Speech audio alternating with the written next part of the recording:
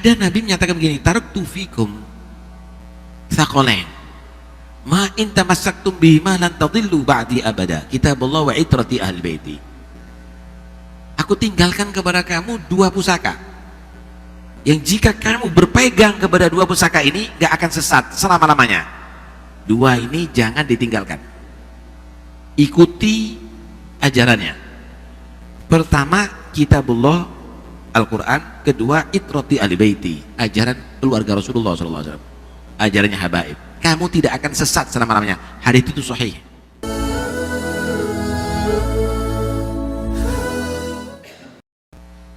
Jadi ada satu hadis begini, ahibbullaha lima yaghdukum bihi min ni'amih. Cintailah Allah karena Allah banyak memberikan nikmat kepada kamu. Saya mau tanya, kamu dikasih mata bisa melihat ini, pernah dibelikan sama orang tua kamu mata? Enggak. Pernah nyewa mata ini? Beli mata? Enggak. Bayar pajak? Enggak juga. Telinga, semuanya ini. Cintai Allah karena banyak Allah berikan nikmat kepada kamu. Wa ahibbuni li hubbillah. Nah, kata Nabi, cintai aku Muhammad Rasulullah untuk buktinya kamu cinta kepada Allah. Itu orang Yahudi mengaku cinta sama Allah tapi gak cinta sama Rasulullah, ditolak. Kenapa? Bukti cinta Allah adalah cinta kepada Nabi Muhammad. Itu orang Nasara ngaku cinta kepada Allah tapi gak cinta kepada Rasulullah, ditolak. Kenapa? Bukti cinta kepada Allah harus cinta kepada Rasulullah. Wa ahibbu ahla baiti li hubbi, cintailah ahli baitku, turunanku, sebagai bukti cinta kamu kepada aku. Yang aku cinta Nabi tapi gak cinta kepada ahlul bait, ditolak. Kenapa? Bukti cinta kepada Nabi adalah cinta kepada ahlul bait. Karena itu Allah berfirman, Gul, itu perintah kepada Nabi. Terangkan sama Muhammad kepada umat, la asruk malai ajron. Gak usah kamu kasih duit, gak usah kamu kasih tamah kepada Nabi, gak usah kamu kasih apa-apa kepada Nabi, illal mawaddata fil qurba, kecuali cintai kerabatku. Kenapa? Allah Maha tahu bahwa banyak pembenci ahlul bait. Karena itu diingatkan, kepingin kamu balas Nabi Muhammad, maka turunannya kamu cintai, ahlul baitnya kamu cintai. Ada lagi yang merasa ini kok begini, apalagi di akhir zaman, ahlul bait kok banyak yang tidak karuan gini. Dengarkan baik-baik. Kamu cinta kepada orang itu bukan berarti harus kamu nuruti semua kemauannya orang. Kalau misalnya ada di antara turunan Nabi amalnya tidak bagus, berusahalah kamu menjadi dia bagus, dibimbing, dinasihati, seperti cintanya kamu dengan anak kamu. Paham ya? Nah, jadi bentuk cinta itu bukan karena ngikuti, nuruti terus, tapi bisa membimbing sampai ahlul bait jadi orang baik. Hebat ente. Yang asalnya malas belajar, belajar tak tukono kitab nanti kalau anda mampu itu dan ini, sampai dia jadi alim. Hebat ente. Itu cinta yang rasional, begitu maksudnya. Itu yang pertama. Yang kedua, ada Nabi menyatakan begini, taraktu fikum tsaqalain ma in tamassaktum bihima lan tadillu ba'di abada, kitabullah wa itrati ahli baiti. Aku tinggalkan kepada kamu dua pusaka yang jika kamu berpegang kepada dua pusaka ini gak akan sesat selama-lamanya. Dua ini jangan ditinggalkan, ikuti ajarannya. Pertama kitabullah Al-Quran, kedua itrati ahli baiti, ajaran keluarga Rasulullah SAW, ajarannya habaib. Kamu tidak akan sesat selama-lamanya. Hadis itu sahih. Hadis sahih. Karena itu keliru sekali kalau ada orang menyatakan wis cintaun habaib ojo diikuti, melok dengan al ulama warathatul anbiya. Terus habaib warathatu siapa? Warathatu Yahudi, Kristen. Ini perintah Nabi. Lah tapi habaibnya kok gini? Lah kamu ngelihat habib yang begitu, yang dimaksud thariqahnya, ajarannya ikuti. ajarannya Habib. Misal nih, di Al-Quran begini, menurut Habib gimana ya ajarannya? Di hadis begini, menurut Habib gimana ajarannya? Ambil itu.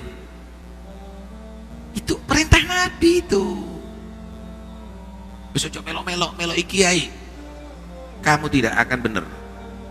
Pegangi kitabullah wa itratil baiti lam tadillu. Nabi menyatakan tidak akan sesat selama-lamanya kamu. Nah, sekarang ini ada satu program untuk meninggalkan ajarannya habaib, dan itu sudah program daripada musuh-musuh Islam internasional. Meninggalkan Quran nggak mungkin. Kalau mereka bersuara jangan ikuti Al-Quran, tapi sekarang dimunculkan tinggalkan ajarannya habaib. Tinggalkan ajaran habaib, jangan. Kalau Anda meninggalkan itu, tidak akan bisa, kamu akan menjadi benar. Kata Nabi, walan yatafarraqa.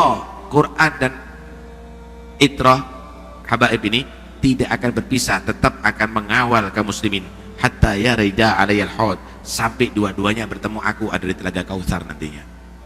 Inti masuk dalam kelompok itu, jangan bernyebal. Gak ketemu Nabi nanti ada di telaga haud nanti. Karena itu udahlah, kita gak ada gesekan antara ulama dengan habaib dari dulu. Sekarang aja dimulai-mulai ini ada gesek-gesekan model begini nih. Ini karena kepentingan aja sebenarnya, kepentingan beberapa orang aja. Tapi yang diikuti, saya katakan ajaran, bukan kamu mengikuti pribadi. Taufik Assegaf kalau tidak mengikuti ajarannya habaib gak usah diikuti. Contoh misalnya mengajarkan benci sama Sayyidina Abu Bakar, Sayyidina Umar, Sayyidina Utsman, gak usah diikuti. Kenapa? Dia tidak mengikuti ajarannya habaib yang mencintai Sayyidina Abu Bakar, Sayyidina Umar, Sayyidina Utsman dan Sayyidina Ali. Paham ya? Ngajari kamu misalnya benci kepada sahabat, jangan diikuti. Kenapa? Dia sudah menyebar daripada ajarannya para habaib. Yang dimaksud sini Al-Quran dan keluarga Nabi, ajarannya, thariqahnya. Karena itu mereka mengawal umat Islam setiap zaman sampai hari kiamat dalam kebenaran, sehingga mereka tidak tertarik dengan kesesatan. Ya kenapa kok mereka benci? Warisan Pak, jangan khawatir. Kita ini habaib kalau dicium tangannya malah heran. Oh si Ono berarti si nyium. Yang hadir majelisnya habaib begini nih, heran kita. Oh masih ada berarti yang cinta. Datuk-datuk kita ini semuanya banyak dibunuh, gak punya salah.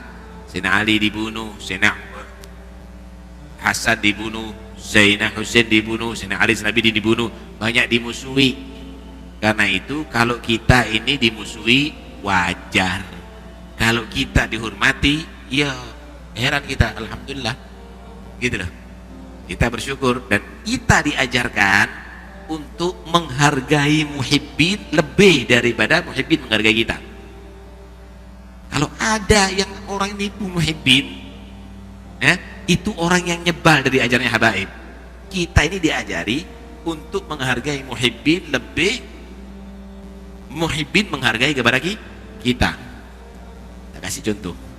Kalau kita buat acara maulid, kalau kita buat acara haul misalnya, Masya Allah, orang-orang dari muhibbin dari desa-desa dari jauh datang kepada kita. Kita wajib untuk hormati. Kita potongkan kambing Pak, kita buatkan nasi kebuli, nasi samin, Anda semuanya.